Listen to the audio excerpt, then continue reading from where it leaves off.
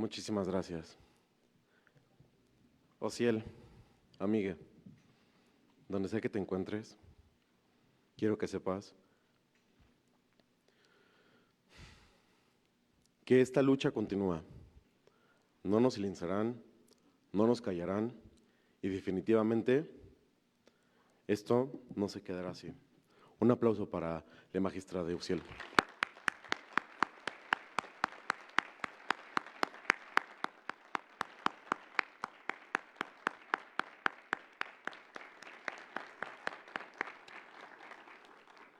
Muchísimas gracias. Como bien sabrán, y les vuelvo a repetir, este Parlamento es más allá de diversidad sexogenérica y de poblaciones LGBT+. Este Parlamento es de activistas y me honra presentarles a nuestra compañera Marsha Bey, que nos dará una ponencia magistral sobre poblaciones migrantes LGBT en América Latina y el Caribe, retos, políticas y avances. Un aplauso, por favor.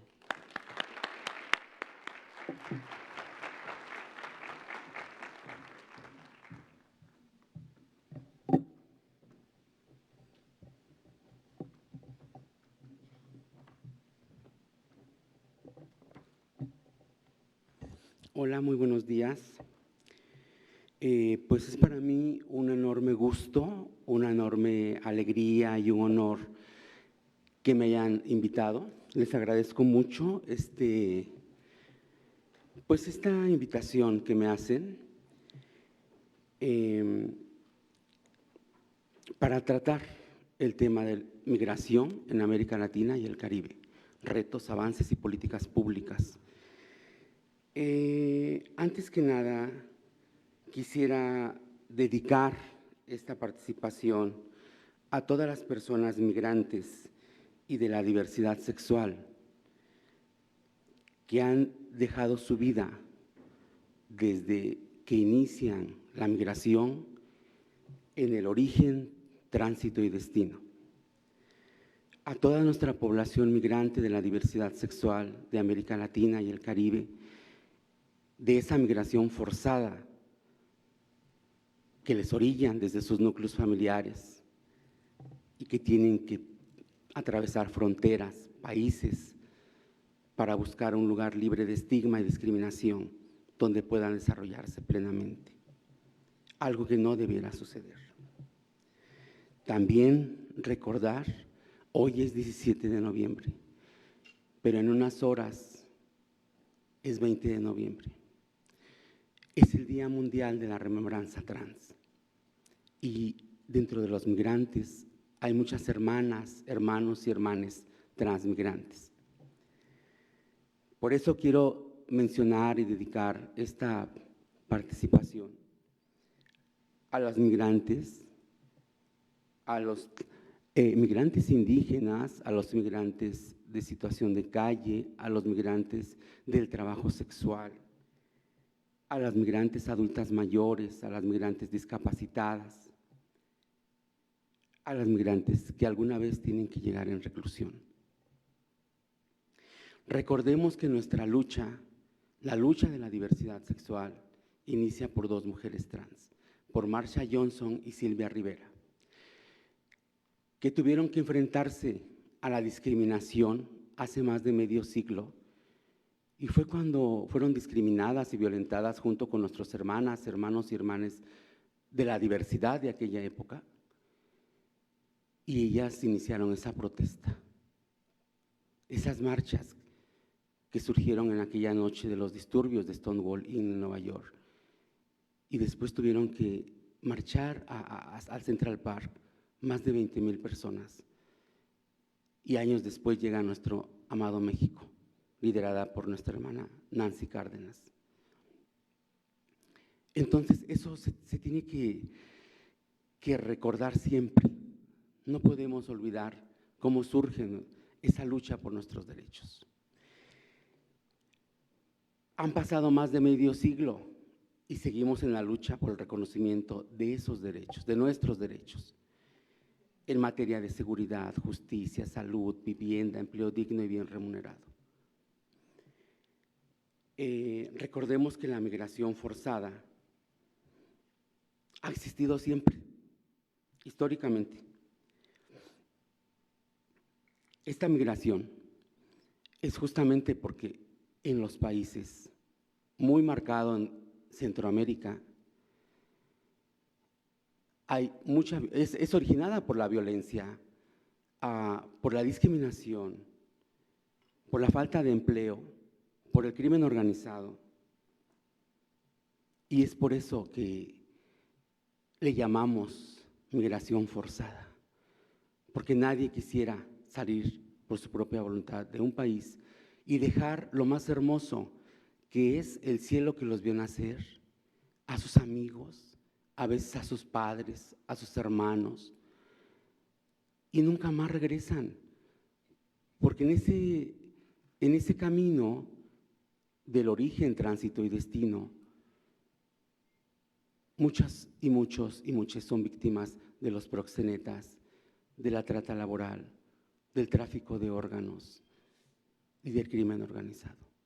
Como ha sucedido, nuestro país es un país de tránsito, como ha sucedido en Tamaulipas, cuando secuestraron un autobús de migrantes en San Fernando y fueron asesinados, como ha sucedido con nuestra hermana trans, Roxana Hernández, de Salvador, que pasó por nuestra Ciudad de México y llegó a los centros de retención en Estados Unidos.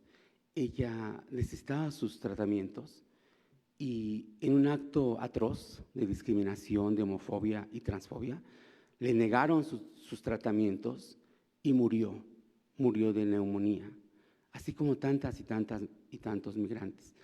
Yo recuerdo mucho que desde sociedad civil organizada, hubo una época en la pandemia cuando venían nuestros hermanos migrantes y dentro de la misma caravana migrante también son discriminados por ser diversos, también son violentadas y violentados y violentadas. Y yo recuerdo mucho que en algún tiempo varias organizaciones de la sociedad civil, activistas y defensoras de derechos humanos, nos agrupábamos y cuando entraban a la Ciudad de México los íbamos a buscar, a donde los instalaban. Y hacíamos pequeños conversatorios de derechos humanos, les llevábamos tal vez apoyos de medicinas, ropa, y realizamos en una época, en un acto como que se olvidaran de ese momento triste, que lo habían dejado todo. Hicimos un convenio con la Secretaría de Turismo de la Ciudad de México y les hacíamos unos recorridos turísticos. Y terminando el recorrido por la ciudad, las llevábamos a un convivio con restaurantes aliados o aliades. Y eso era muy bonito, porque por un día o por 2 días se olvidaban de esa tristeza de haberlo dejado todo. Lo hicimos varias veces, varios años. Y después ya llegó la pandemia, ya fue más complicado, pero nos daba mucha alegría convivir, hacíamos ejercicios de derechos humanos y les decíamos sus derechos, sus cartillas de derechos que tenemos nosotros, que emigrar no es un delito, la dignidad no tiene fronteras y que los migrantes también tienen derechos. Y la migración también la origina el hombre, porque no debiera haber esas marcadas fronteras, porque América Latina es una y no debiera ser. También desde sociedad civil organizada tenemos más de 25 años llevando esos foros en lo que es las fronteras migrantes, Tapachula, Guerrero, Oaxaca y Chiapas, Campeche, entramos en Campeche por vuelo y de ahí en tierra íbamos a Calquinic, a Iselchacán, a San Francisco Campeche y luego llegábamos a Yucatán y luego Quintana Roo y la frontera con Belice. Y en el norte, pues lo que es Mexicali, Tijuana y Tamaulipas, pero principalmente Tijuana. En Tijuana muchas veces hemos llevado lo que es igual los foros de derechos humanos, las jornadas de salud integral, las pruebas de VIH, sífilis, hepatitis, a nuestros hermanas y hermanos y hermanas migrantes, principalmente en el Jardín de las Mariposas Migrantes. Un albergue migrante que se fundó desde sociedad civil organizada por una mujer líder, una mujer que apoya mucho a los migrantes, que es nuestra hermana y una gran líder, Yolanda Rocha. Yolanda empezó con pocos migrantes y hoy tiene más de 200 migrantes en su albergue. Y es un albergue temporal de 3 a 6 meses, y en ese albergue tiene los apoyos de OIN, la Organización Internacional Migrante, de ACNUR, y muchas de las personas migrantes es exclusivamente LGBT, es exclusivamente de la diversidad. Y ahí los albergan, les dan un proceso legal y después se les vincula ya sea a Canadá o a Estados Unidos, en alguna parte de Estados Unidos, que es San Diego, Nueva York, con nuestra otra hermana migrante, que ahora es una gran líder y tiene un albergue migrante que es Jessica Woman en Nueva York, y se les entrega con un amparo a las autoridades de Estados Unidos, se les canaliza a un albergue de allá y posteriormente, en un lapso de 2 a 3 meses, se les da su permiso laboral para que puedan trabajar durante el tiempo que dure su proceso, para que les den pues la visa humanitaria o el asilo. Eso lo hemos hecho. Y yo aquí en México, en la Ciudad de México, que es como un lugar oasis donde llegan de Centroamérica hacia el norte, vinculamos con aliados y aliadas de Tapachula. Y de todas partes que vienen, tanto migrantes de nuestro país como migrantes de Centroamérica y del Caribe. También hay mexicanas y mexicanos y mexicanas migrantes. Que yo soy una transmigrante. Yo salí a los 14 años del sureste del país donde yo nací, sin documentos, precisamente por la discriminación, porque sabemos que hay estados, hace muchos años, hace más de 40 años cuando yo salí, pues imagínense, si ahorita todavía hay, aunque tenemos leyes, protocolos y tratados, aún nos siguen discriminando, aún nos siguen asesinando. Hace 45 años era peor. Entonces hubo una generación que tuvimos que emigrar dentro de nuestro propio país y muchas veces haríamos sin documentos, igual buscando un lugar libre de estigma y discriminación donde pudiéramos desarrollarnos plenamente. Pero muchas compañeras que salieron se quedaron en el camino, o sea, murieron. Yo llegué a la Ciudad de México y fui con un grupo de 4 o 5 amiguitas y nos fuimos hacia Guadalajara, y luego de ahí nos fuimos en un tren a Mazatlán, y de ahí llegamos a la frontera, a Nogales, también en tren, y llegamos a una parte de Estados Unidos, y ahí nos deportaron. Una compañera falleció, una sí logró pasar y ahora vive en Houston, y las demás se quedaron ahí en el camino, nos fuimos dispersando. A mí me deportaron, regresé, y pues tuve que pues batallarle como lo hacemos todas y todos y todes, y me metí a trabajar, me metí a estudiar, y emprendí una pequeña peluquería, y de ahí sobrevivía, y de ahí abrí otra y otra, llegué a tener 7 y di empleo a más personas, y de pronto cambió mi modelo de vida. Y seguían asesinando a más y a más. Y fue cuando empezó esa lucha callejera, ese activismo callejero de territorio, donde teníamos que cerrar las calles para lograr nuestros derechos. Teníamos que enfrentarnos, y fuimos y nos agrupábamos y clausurábamos simbólicamente oficinas gubernamentales para que nos escucharan, Gobernación, CNDH, FGR, que no hicimos. Pero es así como se lograron algunos de los derechos que hoy tenemos, junto con muchas activistas, con muchas defensoras de los derechos humanos, que muchas ya no están aquí con nosotros, que fallecieron por la pandemia del COVID, otras por otras pandemias, tal vez del VIH, o por crímenes de odio. Muchas compañeras y otras que aún siguen, luchamos. Y en 2014 se logró el cambio de identidad de género en la Ciudad de México. También se logró la COPRED, la CONAPRED, el matrimonio igualitario, con muchos compañeros de la diversidad. Pero eso no era fácil. El derecho al voto trans. Fuimos tres mujeres trans que estuvimos insistiendo junto con aliados y aliades. Cuando discriminaron, cuando un consejero de ultraderecha dijo que no aceptaba que el voto de las personas trans se reconocieran. Y fue cuando fuimos, nos manifestamos y nos tardamos un año de reuniones. Y desafortunadamente, como ustedes lo saben, el activismo lo invertimos de nuestros propios recursos. Y lo hacemos con orgullo y con dignidad y con alegría, porque sabemos que son luchas. Y después de un año, un 17 de diciembre del 2017, previo a las elecciones de 2018, se logra el derecho al voto trans, libre de discriminación, para todas las elecciones de nuestro país. A veces no nos damos cuenta de la magnitud de esos logros.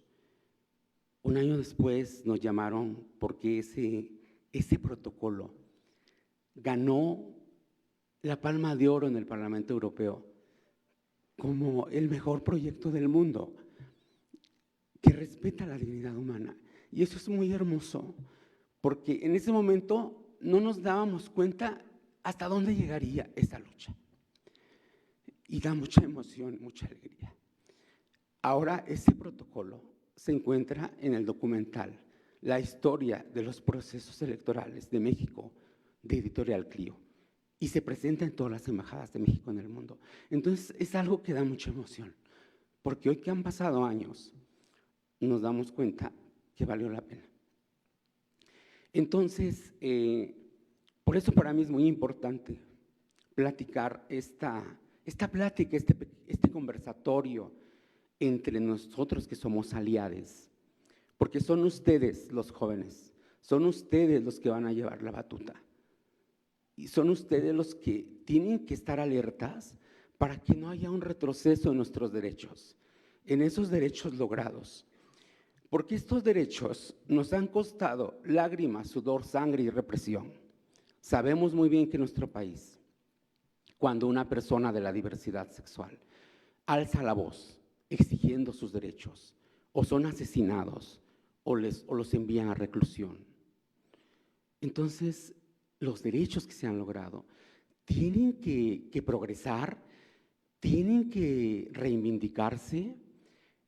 Por ejemplo, el cambio de identidad de género que surgió en la Ciudad de México, ahora está en más de 22 estados que se han aprobado en congresos, pero ha costado mucho, porque cada uno de ustedes, cada uno de los activistas, de los defensores de derechos humanos, de cada uno de los estados que se han aprobado estos derechos, han luchado, han expuesto sus vidas. Yo recuerdo muchos compañeros y compañeras, en Baja California, por ejemplo, fueron 30 años de gobiernos de ultraderecha y los activismos de ahí presentaban iniciativas y esas iniciativas iban a la congeladora, se iban, las dejaban ahí. Entonces, ahora que llevamos no más de 3 años que llegan los gobiernos de izquierda, tuve la oportunidad en estos viajes que hemos hecho junto con aliadas y aliados, diputadas y diputados de Baja California, como la diputada Evelyn Sánchez, el diputado federal Héctor Mares Cosío, el diputado Moctezuma, quienes arroparon las iniciativas que estaban en la congeladora, se volvieron a reactivar y en menos de 6 meses, hace año y medio, se lograron el cambio de identidad de género, el matrimonio igualitario y la prohibición de las terapias de conversión. en menos de 6 meses. Entonces, eso da mucho ánimo de seguir luchando. En Oaxaca también. Muchas veces pensamos que los gobiernos conservadores tal vez no son tan progresistas, y Oaxaca nos ha dado un ejemplo. En Oaxaca se legisló para los menores trans, y eso es un ejemplo. También que en Jalisco, algo que en nuestra ciudad está detenido todavía, porque sabemos que se aprobó de las personas trans a mayores de 18 años. Entonces, hay mucho que hacer, hay mucha lucha por hacer. Y pues ahora nosotras ya vamos casi de salida, pero tenemos una esperanza. Y una esperanza son ustedes. Y yo confío mucho en ustedes, en la Red Mundial de Jóvenes Políticos, porque ustedes han dado mucho ejemplo. Yo me he dado cuenta que ahora han hecho congresos, parlamentos, han hecho el primer congreso, por ejemplo, en el Senado, en la Cámara de Diputados, algo que para nosotros no era tan fácil. Y entonces ustedes vienen con mucha fuerza, y a mí me da mucho gusto eso, porque hoy hay una nueva generación, hay una nueva etapa. A nosotros nos costó mucho trabajo entrar a las universidades, acabar la preparatoria, y a ustedes ya es más fácil. Ahora ya hay muchas universidades donde hay grupos de compañeros de la diversidad sexual, y eso es muy importante. Entonces también es muy importante que participen en los eventos para participar en cargos de elección popular en nuestro país. Ahora hay una figura que se costó mucho lograr que el INE lo aprobara y todo, las cuotas,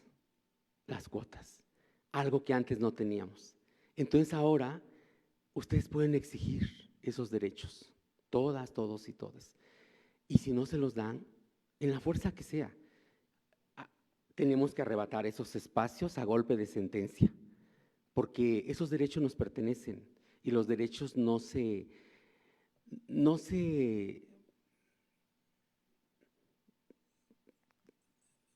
regatean. Los derechos se exigen y se garantizan. Los derechos no se someten a votación.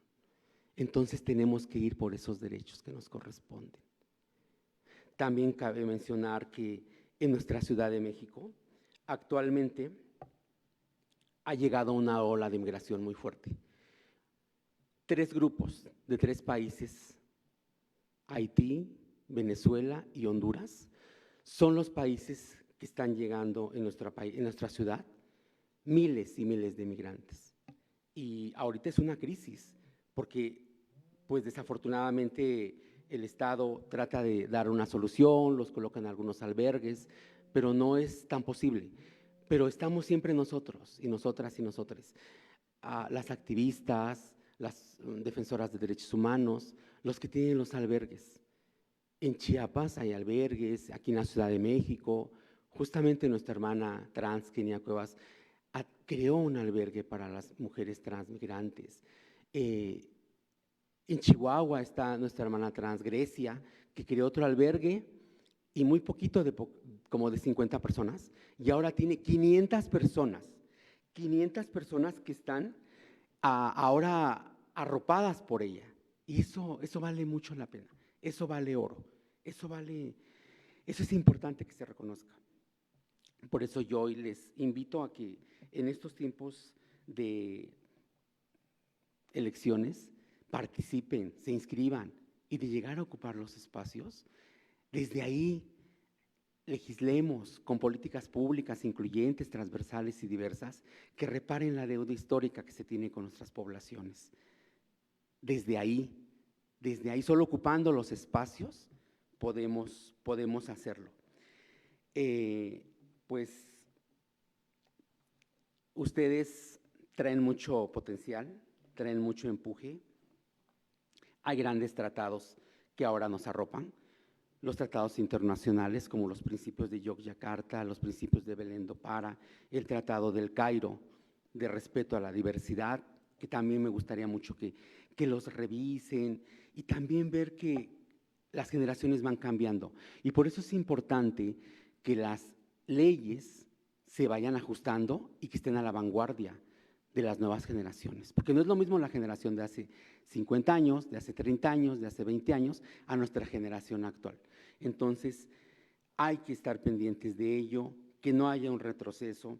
La Constitución de la Ciudad de México es la primera constitución del mundo, de la cual muchas personas participamos en los como constituyentes ciudadanas y ciudadanos.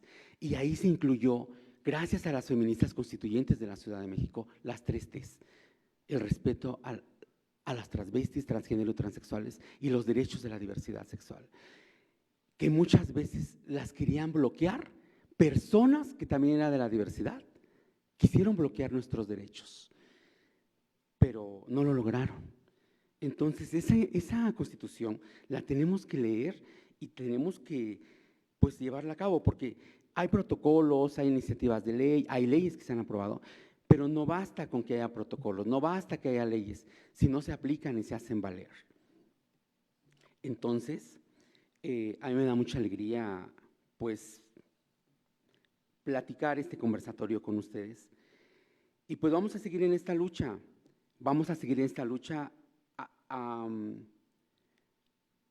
¿por qué?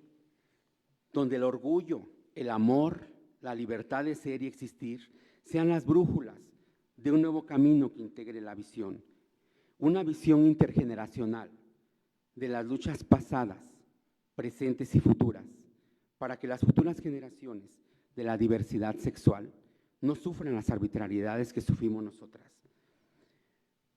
Como comisionada federal de los derechos humanos, grupos vulnerables y migrantes del Consejo Académico Mundial, que actualmente presido, yo voy a seguir en esta lucha hasta el último día de mi existir, porque esa lucha la traemos en las venas, en la sangre.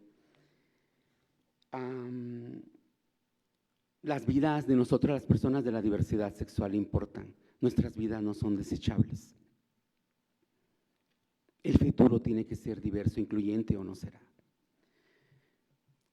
Podrán cortar todas las flores, pero nunca detendrán el movimiento de la diversidad sexual y de la primavera trans, de las infancias trans.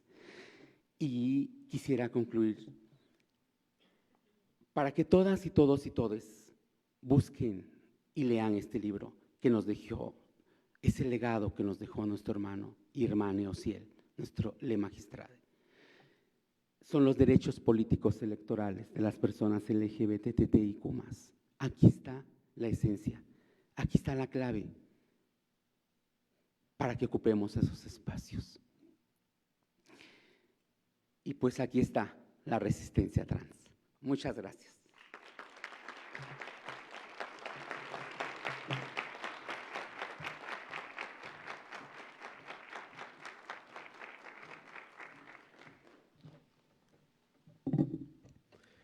Amiga, muchísimas gracias por esas palabras. Definitivamente creo que rescato específicamente la lucha de las personas interseccionales.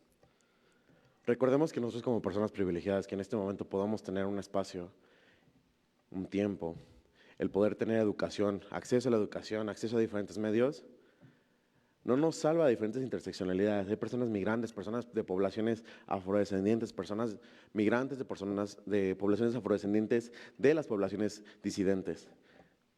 Hay personas que suman y suman interseccionalidades y en ese mismo sentido, pues muchas veces son las más vulneradas. Amiga, de nuevo muchísimas gracias y les pido un fuerte aplauso igual para Sherry.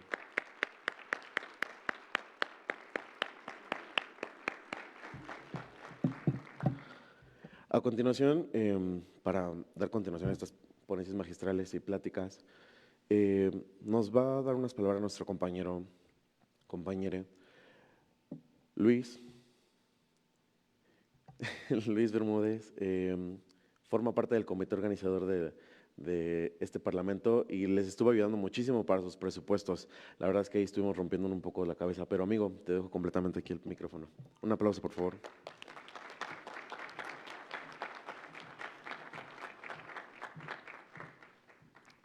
Gracias, Dani. Gracias a todos por acompañarnos el día de hoy. Yo traía un discurso muy estructurado que estuve generando durante semanas para compartirles el día de hoy. Sin embargo, dada la coyuntura nacional que hoy atraviesa la comunidad LGBT, quiero hablarles de lo que sale del corazón. Hace 3 años que tuve la fortuna de empezar a laborar en este recinto legislativo, me di cuenta de una cruda realidad. La comunidad LGBT en ese momento, hablo de la 64 legislatura, no tenía representación, ¿no? Estábamos transitando totalmente soles porque no existía alguien que levantara la voz en estos espacios de poder por la comunidad LGBT. En este sentido, la primera lección que aprendí es que efectivamente lo personal es político, porque si no convertimos nuestras luchas personales y nuestras vivencias existenciales y no las transformamos, nunca vamos a tener representación. El día de hoy el asunto cambió y tenemos a 2 diputadas trans que nos representan orgullosamente. Sin embargo, esto no ha sido suficiente para cambiar las realidades que la comunidad LGBT hoy en día sigue viviendo. ¿Y a qué me refiero con esto?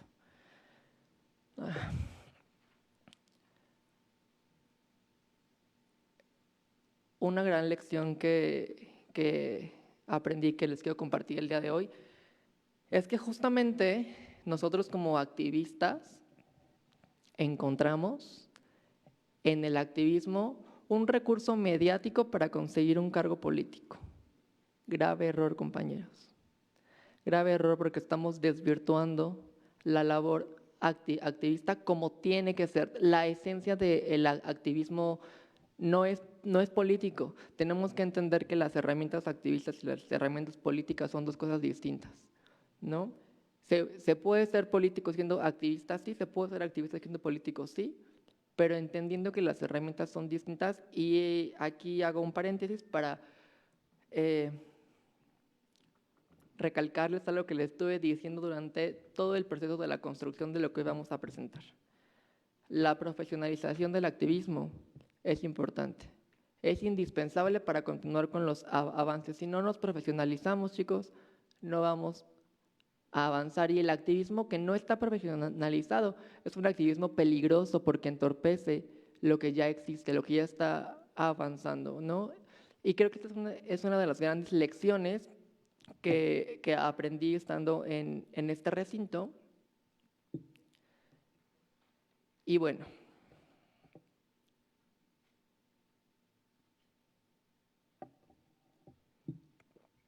una vez que logramos profesionalizar el activismo, podemos empezar a hablar de representación efectiva.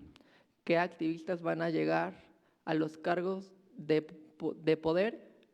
No porque se volvieron mediáticos, no porque a los partidos les funcionan para cuantificar votos, sino quién se merece realmente por su activismo y por su profesionalización un cargo. Hoy en día existen las cuotas, ¿no? Tenemos juventud, tenemos migrantes, tenemos afrodescendientes, tenemos diversidad sexual, tenemos personas con discapacidad. Pero si no ocupamos de forma efectiva estas curules, es como si no tuviéramos absolutamente nada. Y creo que esta legislatura ha sido cruelmente una forma de comprobar que esta fórmula es real. Quien no se profesionaliza no puede avanzar, y entonces se cambia la vida de los diputados que están aquí, ¿no? ¿Qué vidas cambian? Pues la del migrante que hoy gana 100,000 pesos, la del indígena que hoy gana 100,000 pesos, pero no las de la comunidad que están representando. Y quien está aquí parado en este Congreso representándonos tiene la obligación de cambiar nuestras vidas. Entonces, profesionalicemos nuestro activismo. Y aunado y en conclusión a todo anterior, quiero comentarles que habrá un momento en el que todos, hablo de la población LGBT, TTIQA+, habrá un momento en la historia donde cada una de las letras del acrónimo se encuentre representada, porque nos lo merecemos, ¿no? Hoy sabemos que somos 5 millones, por lo menos, de población diversa en México. Existirá un día en el que cada letra tenga un representante, porque cada letra tiene distintas particularidades que merecen ser atendidas con la interseccionalidad que se debe. Sin embargo, en este momento tenemos que cerrar filas con nuestros representantes. Si no me siento representado, tengo que venir y representarme yo a través de la persona que ya está en el cargo de poder, y solo así voy a poder hacer que mi voz se escuche. A los jóvenes, en lo general, no nos interesa la política. Prueba de ello es que aquí ya vemos 60 personas de un parlamento donde se esperaban 180.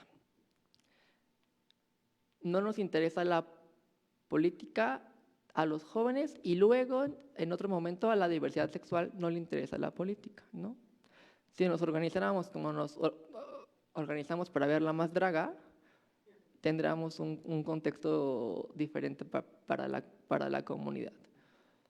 Entonces, creo que en un primer momento tenemos que profesionalizarnos, en un segundo momento tenemos que cerrar filas, y en un tercer momento quien esté aquí representándonos tiene que entender que la legislación y la creación de marcos normativos tampoco garantiza que en la aplicatoriedad nuestra vida cambie. Y eso lo vemos, ¿no? Hay una tipificación de transfeminicidio, pero las mujeres las siguen asesinando por ser mujeres.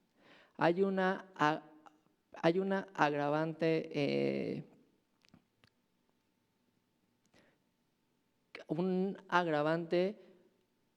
para la comunidad LGBT, ¿no? O sea, se cataloga como crimen de odio y se agrava el delito, pero nos siguen matando. ¿Y qué entendemos con esto? Que no es suficiente crear marcos normativos. Tiene que legislar desde otra perspectiva. A mi parecer, con 3 estructuras. Una, efectivamente, marcos normativos que nos protejan y nos permitan tener acceso a la reparación del daño. 2, con presupuestos que permitan que realmente nuestros temas sean atendidos, porque si no hay lana, si no hay recurso, ¿cómo puedo cerrar esas brechas de desigualdad que ya nos ponen de por sí en una situación de vulnerabilidad? Y número 3, con programas de conciencia social. Si no reeducamos a la sociedad, aunque haya una ley que diga que no me puedes matar, me van a seguir matando. Aunque haya una ley que diga que no me pueden discriminar, yo voy a seguir siendo discriminado. Creo que estas 3 pilares son fundamentales para una legislación efectiva, y justo esto lo entendí cuando empecé a profesionalizar mi activismo. Y bueno, dicho lo anterior, quiero aprovechar este espacio para compartir con ustedes que hemos transitado juntos en la construcción de estas iniciativas, que el día 20 de noviembre hago público mi registro como precandidato a diputado federal por la 4ª circunscripción de la República Mexicana. Gracias.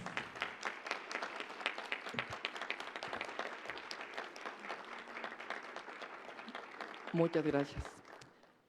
¿Y qué pretendo? Pretendo crear una representación efectiva para la comunidad LGBTIQA+, y para las juventudes.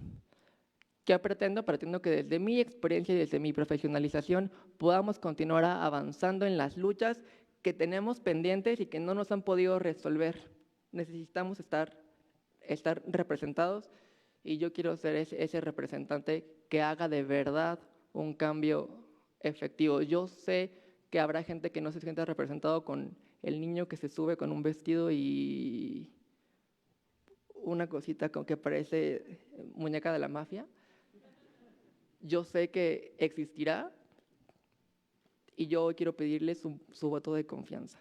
Que trabajemos juntos, que sigamos transitando desde la unidad para poder seguir construyendo el mejor camino y siempre con la convicción de que esos 3 pilares son importantes, ¿no? Eso es lo que yo pretendo impulsar.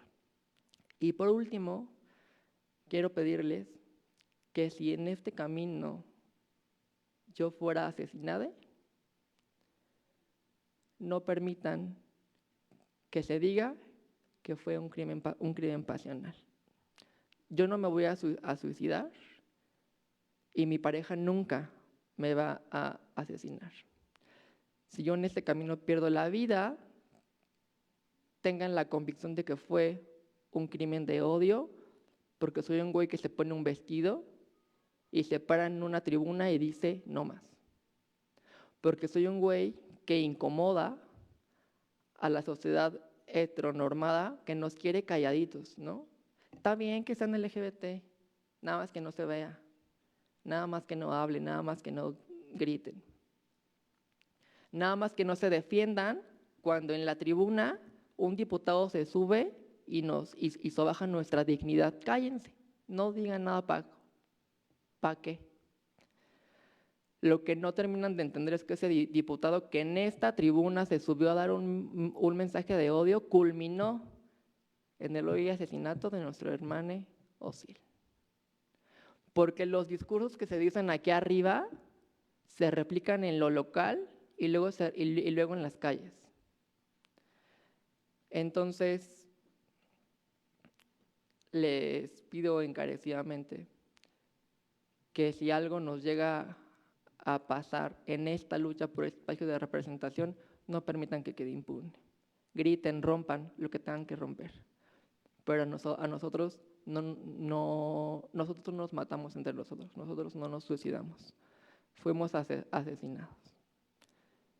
Es cuanto y les agradezco mucho.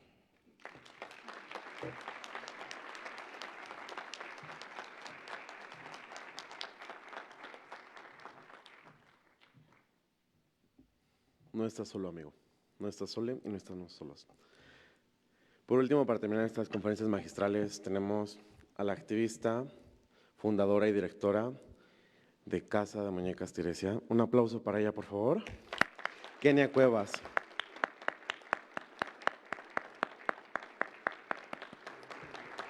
Nuestra querida amiga nos va a estar hablando sobre la importancia del activismo en América Latina. Y, amiga, el micrófono es todo tuyo.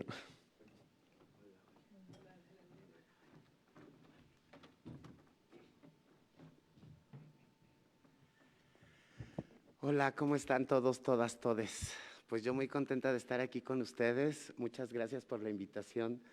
De verdad se me hace de mega importancia el hecho de que se haga este tipo de ejercicios y que podamos pues organizar todo este tema.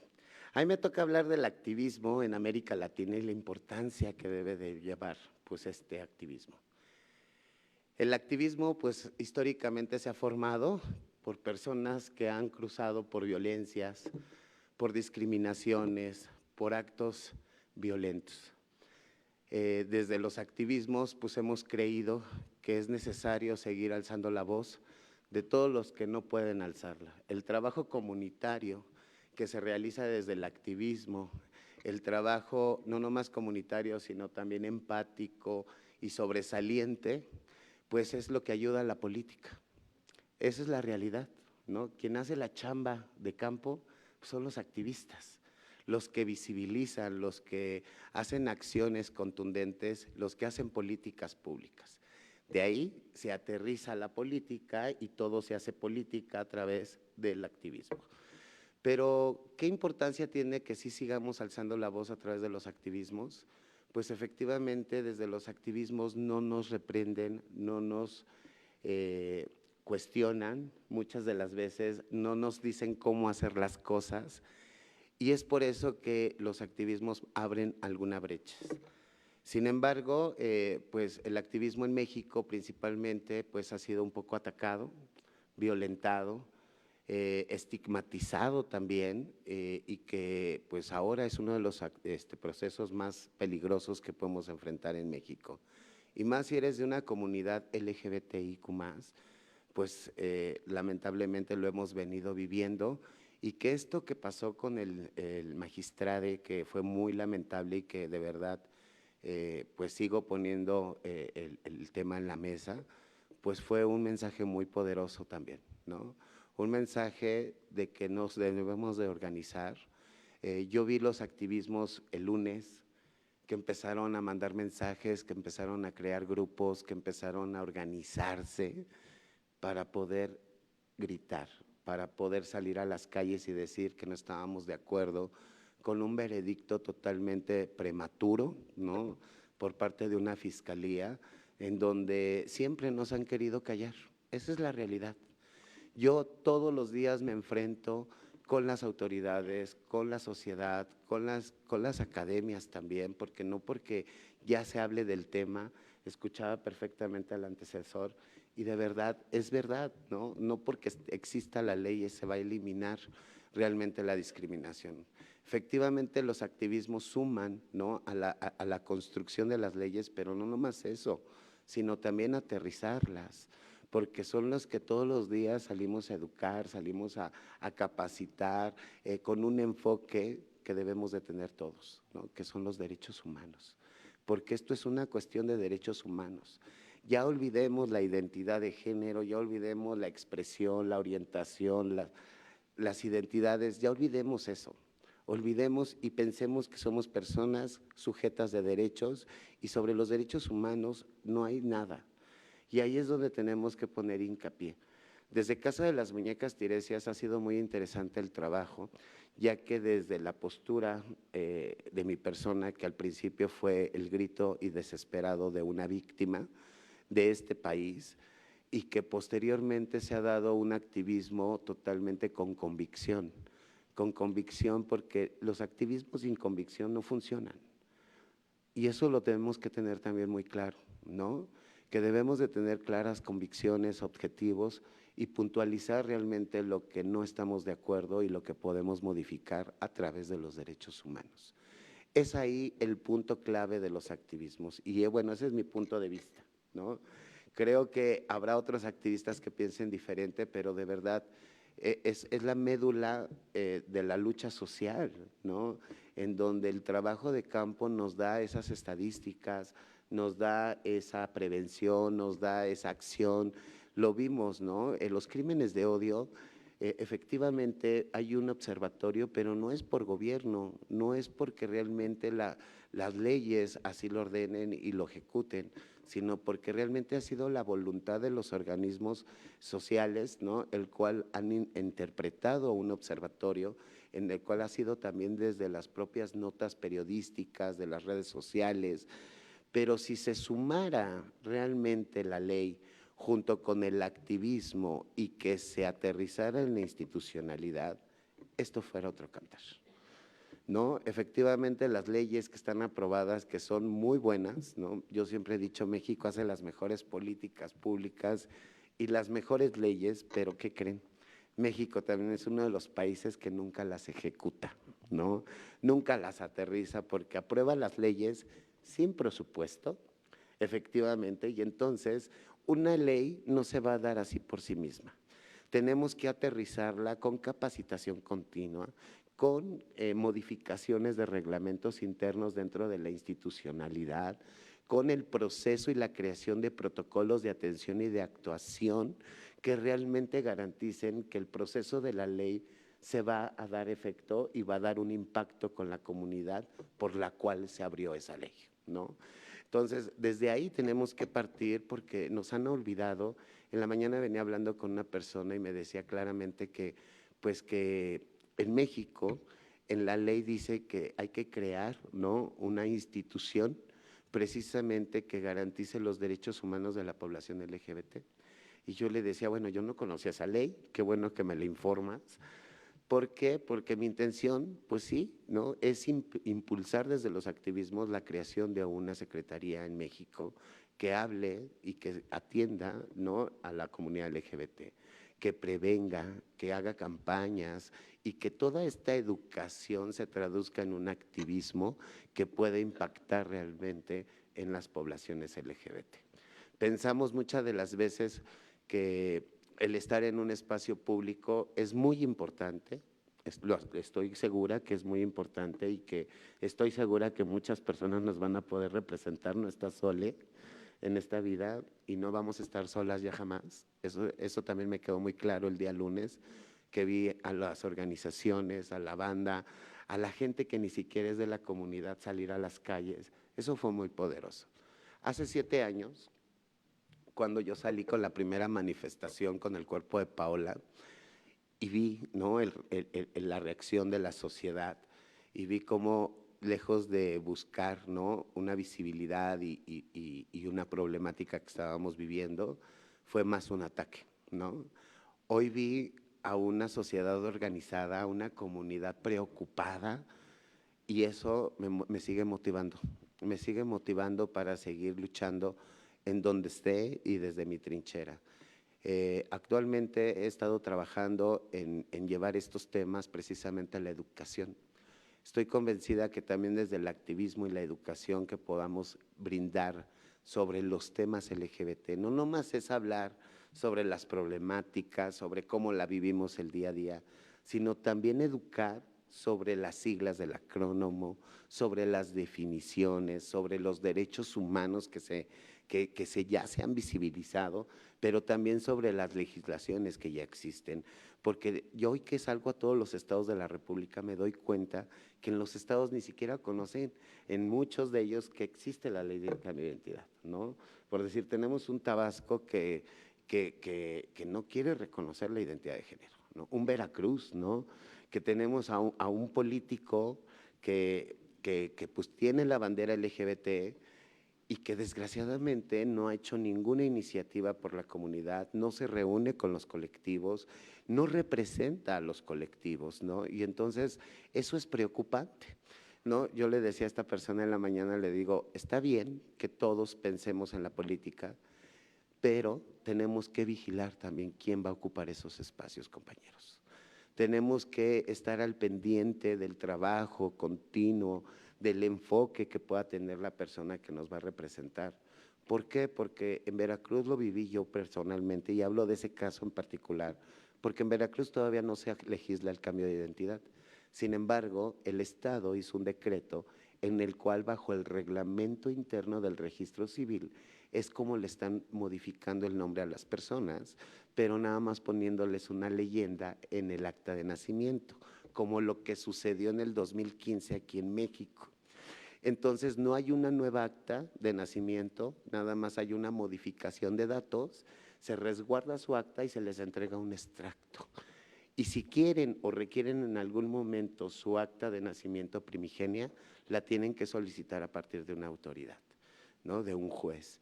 Y de verdad eso se me hace totalmente violento, revictimizante, ¿no?, y que no se estén dando cuenta de la magnitud del problema que se está engendrando. A pesar de que hay mucha voluntad por instituciones de allá de Veracruz, hubo la intención de acercarnos con este diputado y desgraciadamente tuvimos mala respuesta.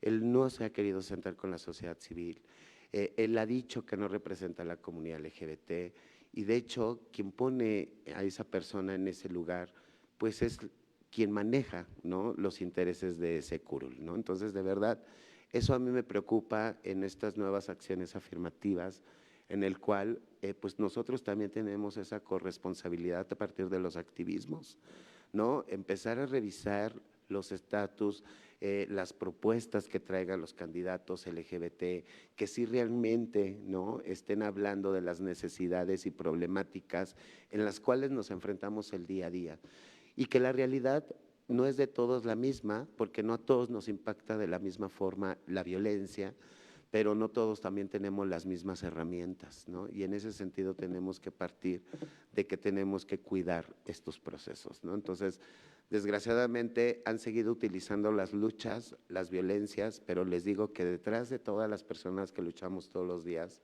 hay mucha sangre, hay mucha discriminación y todavía hay mucha confrontación con gran parte de la institucionalidad.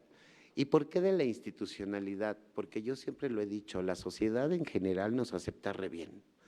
Tú hablas con la persona de las quesadillas y le dice, oiga, jefecita, yo soy Kenia, mire, a mí me tratan como mujer y así me gusta, ¿no? Y la señora te dice perfectamente, amiga, sin ningún problema. Aquí el problema es el sistema y el patriarcado.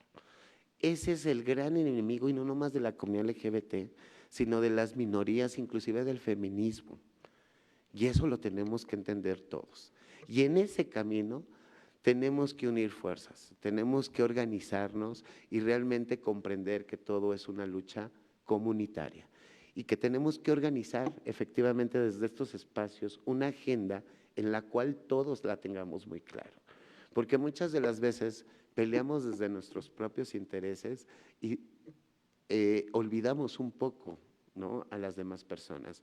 Por eso hay que hablar de toda la comunidad, hay que hablar de todas las realidades y de todos los enfoques que existen dentro de esta diversidad a través de los activismos, a través de la educación, de la capacitación continua y de todo esto que se desarrolla desde la sociedad civil, porque eso es lo que nos da estadísticas, lo que nos da planeación, prevención, acción.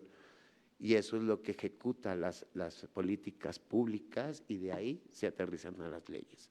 Entonces, para mí es muy importante y es muy base el activismo en México y en América Latina, porque solamente así empezamos a hablar de un tema, empezamos a visibilizar, aunque nos pongamos en riesgo. Yo soy una persona que vive en riesgo desde hace 7 años, vivo amenazada de muerte, he tenido atentados, que gracias a Dios no se han concluido, pero y que me da la oportunidad de seguir hablando, ¿no?, de seguir diciendo las cosas como son, sin miedo alguno, porque el miedo, hasta eso me lo quitaron, ¿no? El miedo se fue también a través de esas violencias. Y ahora, ¿no?, he decidido luchar, porque también ha sido una decisión de vida, luchar por mis hermanas, ¿no?, luchar por las realidades que no son para todas las mujeres trans y luchar por todas aquellas que no tienen voz, porque viven enfrascadas en el consumo de sustancias, porque están privadas de su libertad sin tener voz, por todas esas personas que ven con VIH y no saben a quién comentarle, por todas esas trabajadoras sexuales que han vivido el genocidio, la extorsión, ¿no?, las violencias por parte de la policía, ¿no?, y por todas esas violencias estructurales que tenemos que eliminar a través de la educación.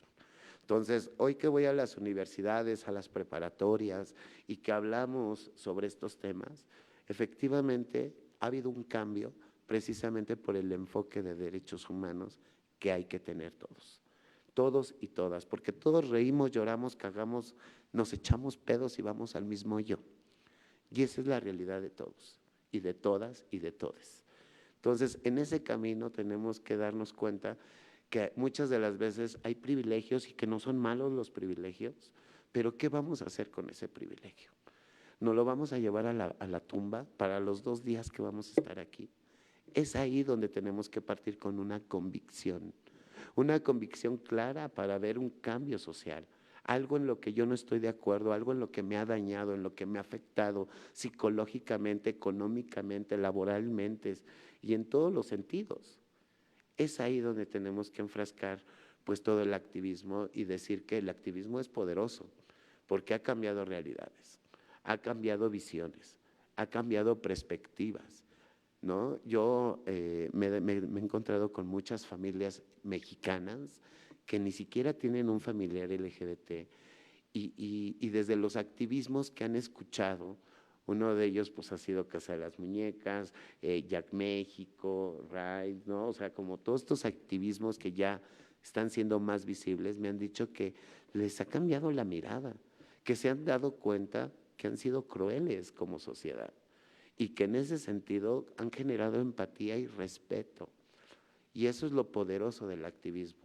En América Latina, México ha sido uno de los países que ahorita, en este momento, está poniendo muchos ejemplos, en este momento, porque veamos el panorama de Honduras, Guatemala, ¿no?, Chile, Brasil, no se diga, de verdad estamos en la gloria.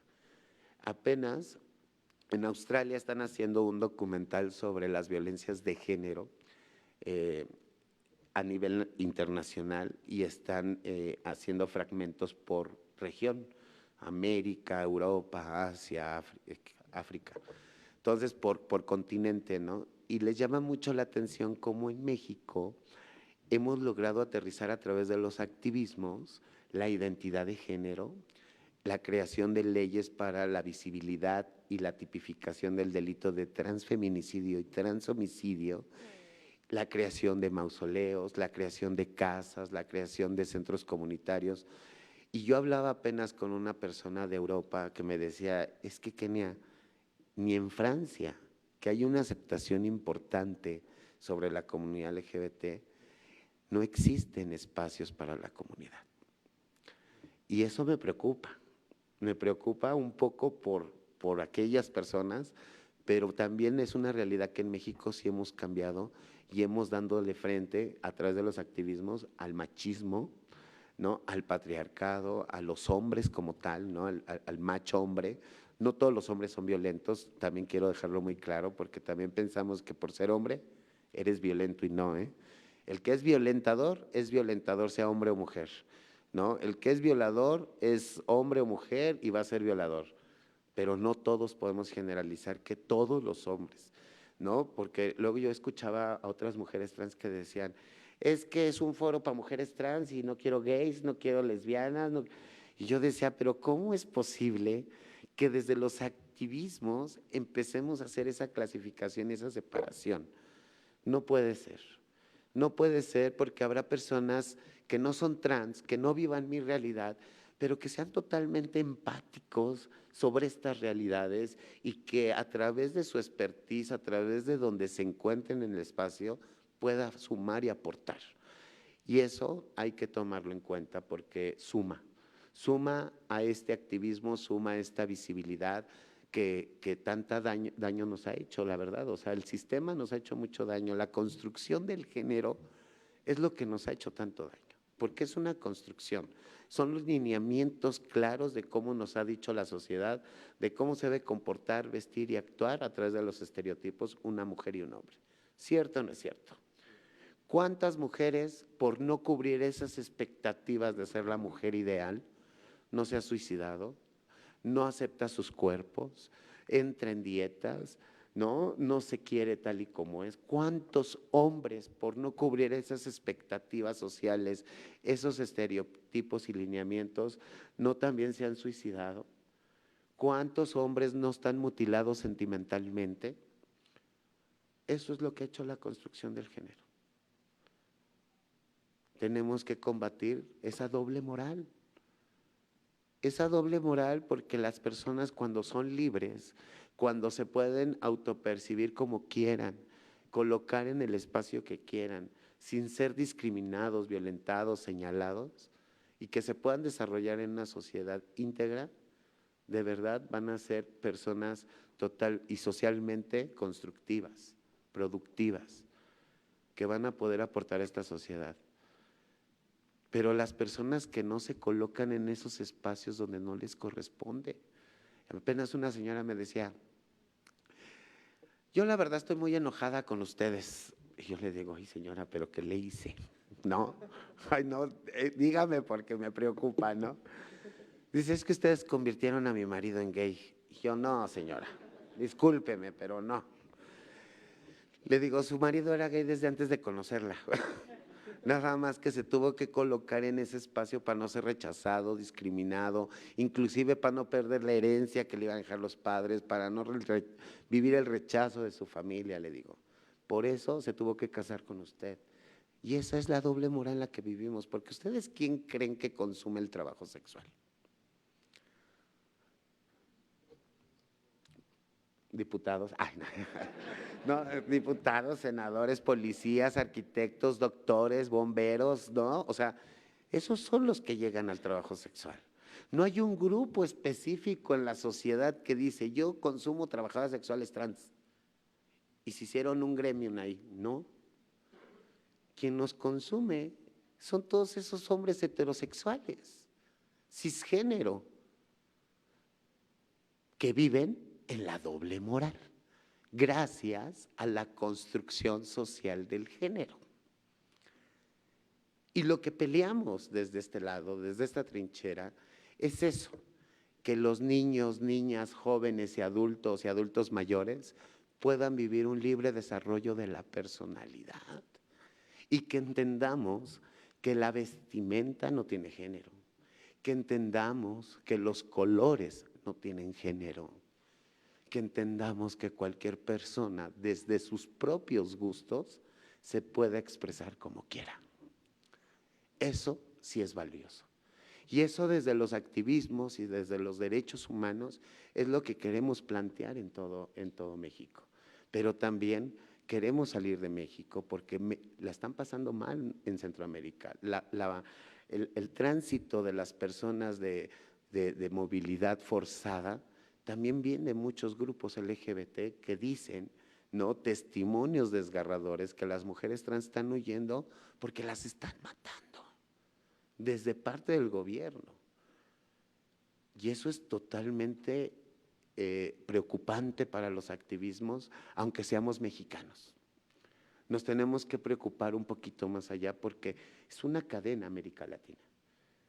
Queramos o no, seguimos siendo un reflejo de esos países. Y es ahí donde tenemos que seguir avanzando en los activismos y es muy importante seguir visibilizando las problemáticas, pero también crear estrategias integrales que puedan contrarrestar estas violencias. Y solamente con políticos, con activistas, con convicción lo van a poder lograr. Y ahí es donde todos y todas tenemos una participación y un voto de confianza. Tenemos que revisar minuciosamente quién nos va a representar, quién va a ser esa bandera, a quién podemos ir a acercarnos y decirle, ¿sabes qué? La estoy pasando mal aquí.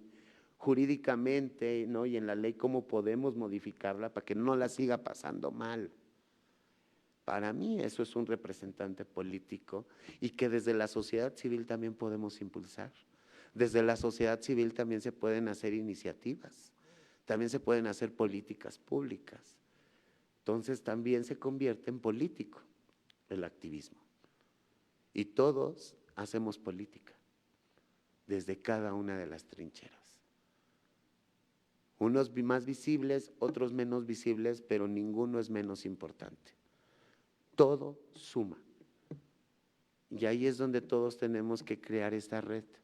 Desde Casa de las Muñecas, por eso ha sido muy importante crear una sede en cada uno de los estados, porque nos dimos cuenta que cuando queríamos vincular un caso con algunas otras organizaciones, no tenían el mismo enfoque o no daban los mismos servicios o no es el mismo acompañamiento, entonces se quedaba disfrazado del pinche acompañamiento. Entonces decidimos empezar a abrir esa brecha para poder crear una red y desde esa sede estatal ir creando esa red, ¿no?, que podamos crear entre organizaciones para poder vincular trabajo. Porque a lo mejor me pueda llegar un caso que yo no soy experta en lo que requiere y que otra organización sí, pero que ya sea más dirigida, más directa y que no sea al azar a ver quién nos ayuda en el Estado, ¿no?, para poder contrarrestar la violencia. Entonces, es por eso que es muy poderoso el activismo. Yo estoy muy contenta de lo que hago. Todos los días me levanto con la intención de hacer lo correcto, ¿no? No pido más, no más con que haga lo correcto, con que me sienta en paz conmigo misma, porque he entendido que también eso se traduce a la felicidad y a una tranquilidad interna, que también eso es súper poderoso, porque el hecho de que hagas un activismo o una política muchas de las veces nos empieza a afectar en lo emocional y en lo personal por no lograr lo que queremos o por no tenerlo en el momento que lo queremos tener y nos frustra, nos enoja, ¿no? Y entonces aprender a canalizar esas emociones ha sido súper poderoso a través de estos años, porque ahora yo ya no me enojo tan fácil. Lo que hago es, ok, no estoy de acuerdo, pero por otro lado voy a llegar, ¿no? Y busco otras rutas, que eso me da una habilidad que tenemos que tener todos, ¿no? Que aprendamos que los trabajos que puedan cruzarnos y que no podamos hacer cambios inmediatos o rápidos, no nos llegue en lo personal, porque también hay que tener un autocuidado. Y desde los activismos también muchas de las veces sobrepasa emocionalmente, ¿no?, lo que estamos haciendo con lo que somos. Entonces también es como un mensaje a todos esos activistas que se levantan todos los días, pues que empecemos a crear esas estrategias para que no nos afecte en lo personal. Igual, ¿no? En la política, que no les afecte, porque de verdad luego es muy frustrante el ver que tú tienes toda una intención y hay muchas voluntades y todo, y de repente te ponen el freno así de, no. Y ahí es donde empieza como otra vez, ¿no? El impulso y a ver dónde agarro las ganas, las fuerzas y todo. Y es como empezarte emocionalmente a desgastar. Entonces también hay que cuidar mucho esa parte. Entonces para mí es muy valioso seguir trabajando desde el activismo, desde la Defensoría de Derechos Humanos y la construcción de espacios y la creación de una línea educativa, ¿no? Que pueda llegar a todas las infancias y juventudes a través de la educación. Porque ahí están los documentos, o sea, de verdad, ahí está todas las investigaciones que existen sobre la diversidad. La OMS tiene documentos súper poderosos que argumentan junto con la ley, ¿no? Los cambios sociales que debemos de llevar a través de la capacitación y la educación. Entonces, ahí es donde tenemos que enfocar un poquito más. Todo es válido en esta vida, todo es válido y todo suma, y sigamos trabajando en conjunto, porque solamente así hemos logrado tener ahora esta nueva visión a nivel mundial.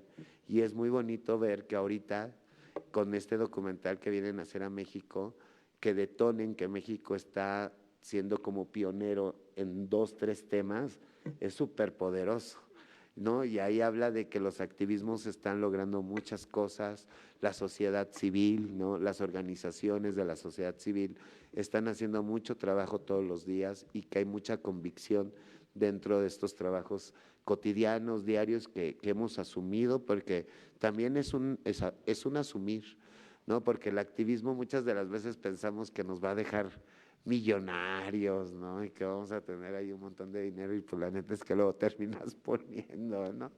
Entonces también se piensa eso y es un mal pensamiento que se tiene en el activismo, ¿no? Ay, como ya voy a ser activista, voy a tener una organización, voy a tener recursos, voy a tener sueldos, y no es así. Entonces también creer que desde el activismo podemos tener un trabajo, ¿no? De verdad es que es en México y más con el decreto que hizo ahora este presidente que no quería ayudar a las organizaciones civiles, no cree en las organizaciones civiles, eso retrocedió un poco, ¿no? Los apoyos que tenían las asociaciones civiles. Entonces muchas se vinieron a la quiebra, otras de plano dijeron pues de mi bolsa, ¿no? Y otras buscaron otras estrategias para poder sobrevivir, ¿no? Entonces creo que también los activismos requieren de un presupuesto, ¿no? Desde la legislación y que se garantice, porque estamos haciendo la chamba del gobierno, perdón. Pero a ver, una Kenia Cuevas no tenía que haber abierto un primer albergue en América Latina para mujeres trans. Lo tenía que haber abierto el gobierno a través de darse cuenta de las problemáticas estructurales en las que se enfrentan las mujeres trans. Y sin embargo, llevo casi 4 años con los albergues y no me han dicho, a ver, Kenia, ¿cuánto es tu presupuesto? ¿No? Pues no.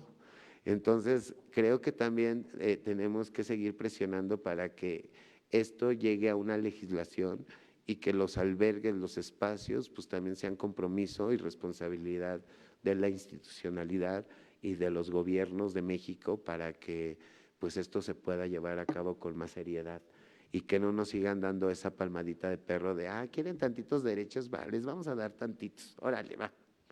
Y ya nos conformemos, ¿no? Vamos por todos nuestros derechos. Y eso es lo que tenemos que seguir impulsando desde los activismos. Entonces, ya no quisiera más aburrirlos, de verdad. Yo estoy muy contenta de que siempre me hagan partícipe de estos espacios, jóvenes. Yo creo mucho en ustedes. Estoy convencida y segura que la juventud de hoy trae un panorama distinto, ¿no? Una apertura importante a los derechos humanos, pero también a todas las realidades. Y también traen otro tipo de herramientas, ¿no? Porque yo los veo que mueven hasta el teléfono con la mirada y yo no puedo, ¿no? Entonces, ese tipo de herramienta digital, ¿no? Inteligente, nos ayuda también, ¿no? A tener más información real, rápida, eficaz, pero también a tener pues más impacto y otras realidades, ¿no? Entonces, que eso también hay que sumarlo a la lucha y que ahora con todas esas herramientas, con todo ese potencial y esa visión que trae la juventud, pues estoy convencida que en pocos años esto va a empezar a cambiar todavía más de lo que ha venido cambiando. Y estoy segura que también ahora la iniciativa que traen los jóvenes para hacer activismo, para hacer política, me motiva a mí también, ¿no? O sea, ¿cómo se vuelve motivante los jóvenes, no? O sea, una persona que ya está más de los 20, pues sí piensa un poquito más las cosas, ¿no? Y se quedó como un poquito más rezagada ya para allá atrás, ¿no? Pero de verdad ahora hasta me motivo más. Y luego digo, wow, pues traen más ideas más innovadoras. Entonces yo creo mucho en los jóvenes, de verdad estoy convencida. Cuando voy a las universidades y ver esos auditorios llenos, llenos, llenos, gente sentada en las escaleras, o sea, porque les interesan estos temas, porque se quieren educar, algo que en mi generación no sucedió. Nos cruzaban las violencias, pero nadie se quería educar, nadie quería hacer activismo, nadie quería ser visible, porque también la visibilidad te mataba. A las mujeres trans nos arrestaban por faltas a la moral y nos llevaban al torito, ¿te acordarás, mi madre bella? ¿No? Al torito y nos iba re bien padre. Nos rapaban, nos ponían chapopote en los glúteos, nos ponían con nuestras prendas femeninas a barrer afuera del torito para ridiculizarnos a las 6 de la mañana.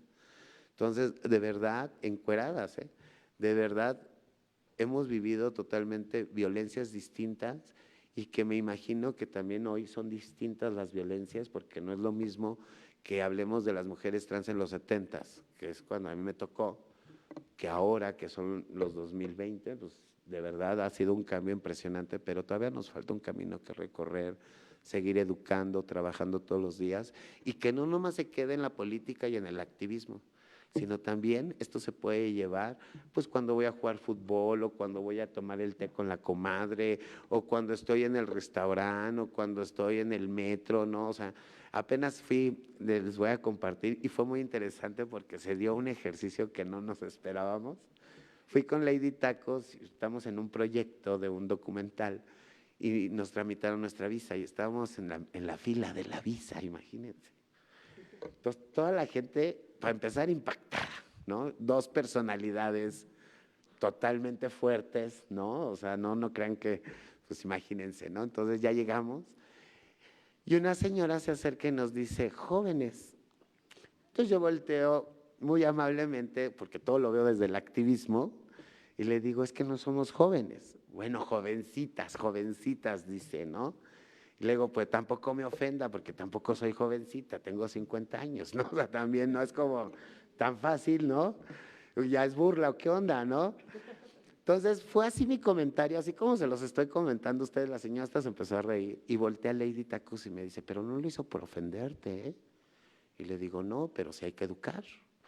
Pero ella es una empresa, o sea, ella viene de una empresa que a mí en lo personal fue en Guadalajara, ya me tocó capacitar. Y para volver a escuchar este tipo de comentarios por esta empresa, pues se me hace indignante. Le digo, yo lo veo desde el activismo, no, pues es que yo lo veo desde como una ciudadana. Dice, y la verdad es que yo no veo en la ofensa. Le digo, es que no es la ofensa, ¿no? Sino es cómo lo dice y con el tono que lo dice. Entonces se abrió un debate ahí de género, de sexualidad, de orientación y empezamos a hablar de todos estos temas y toda la gente en la fila, literal, así.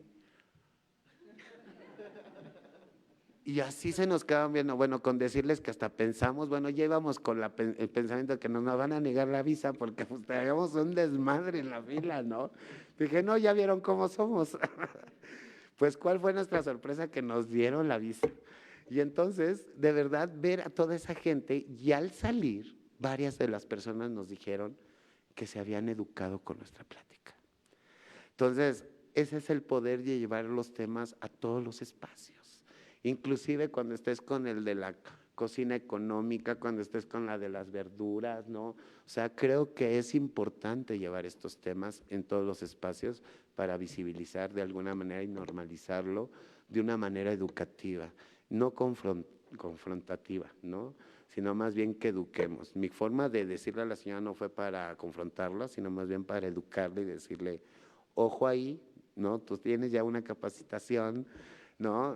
Recuerda que somos mujeres trans, ¿no? O sea, y que también no todas las mujeres pues puedan percibirse con su pronombre de ella, pero en mi caso sí, ¿no? Entonces por eso fue como que rectifiqué, pero fue muy interesante, hasta Lady Tacos al final dijo, tanto que hay que aprender, ¿no? Porque muchas de las veces por no conocer estos conceptos, estas definiciones, inclusive quién representa cada una de las siglas y cómo debemos de nombrarnos, de verdad que es confuso para la gente, ¿no? Entonces, el hecho de haber aterrizado eso, inclusive hablar del lenguaje no binario, ¿no? Del lenguaje incluyente, fue muy poderoso porque dijeron, por fin entendí por qué se hizo el lenguaje, ¿no? Dijo una señora, ¿no? Porque, o sea, no a todos nos cruza ese lenguaje, no todos tenemos ese pronombre, pero sí hay que utilizarlo cuando así se asuman las personas, ¿no? Entonces, la gente lo fue comprendiendo de otra forma y de verdad fue muy poderoso, por eso es que siempre trato de llevar el activismo, bueno, hasta con mi familia, ¿no? Y ustedes también lo pueden llevar con sus familias en la mesa, ¿no? Porque me imagino que también hay muchas resistencias sociales, ¿no? Y tiene que ver por cómo nos educaron, que tampoco culpo a la sociedad, porque así fue la construcción social desde esta imposición, pero tenemos que hacer ese cambio, esa realidad y darnos cuenta que todos somos diferentes en la forma de peinarnos, en la forma de vestirnos, de expresarnos. A algunas les gustará el labial rojo, otras rosita, ¿no? Y no por eso es menos mujer, ¿no? Otras les gustará usar pantalón o falda y no por eso es menos mujer. O a un hombre porque se pinte las uñas va a dejar de ser hombre, ¿no? O sea, de verdad quitemos esos estereotipos de nuestra educación y empecemos a educar sobre los derechos humanos. Y es muy importante porque también la política es activismo, ojo, y es activismo constante, pero ahora con una responsabilidad ante el Estado, ¿no? Entonces, pues para mí es básico, es necesario y solamente así se abren las brechas, se inician las luchas y es como se visibilizan las problemáticas y como después de la visibilización se pueden atender estratégicamente y buscando estas voluntades empáticas a través de la educación. Así que con esto termino mi participación y decirle a todos, todas y todes, que vale la pena luchar por nuestros ideales y nuestras convicciones, que todo lo que imaginemos en esta vida es real, si nuestros corazones así lo desean, y es por eso que siempre les digo que mi mayor venganza será que todos seamos felices. Muchas gracias.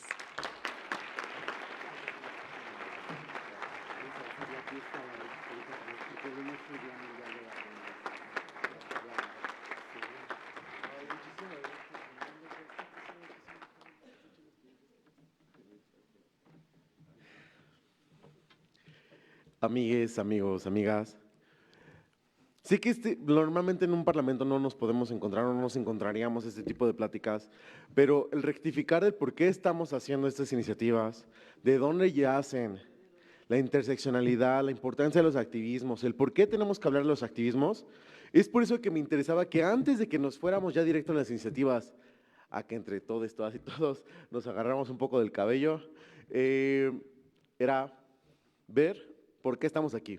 Más allá del ejercicio, es impulsar estas iniciativas y a partir de ahí buscar una legislación correcta para todos, todas y todos. Vamos a dirigirnos a un coffee break de 20 minutos. Por favor, 20 minutos, necesito que estén aquí. Y para que tengan tiempo, piensen todo lo que van a comentar y más adelante iniciar el Parlamento. Muchísimas gracias.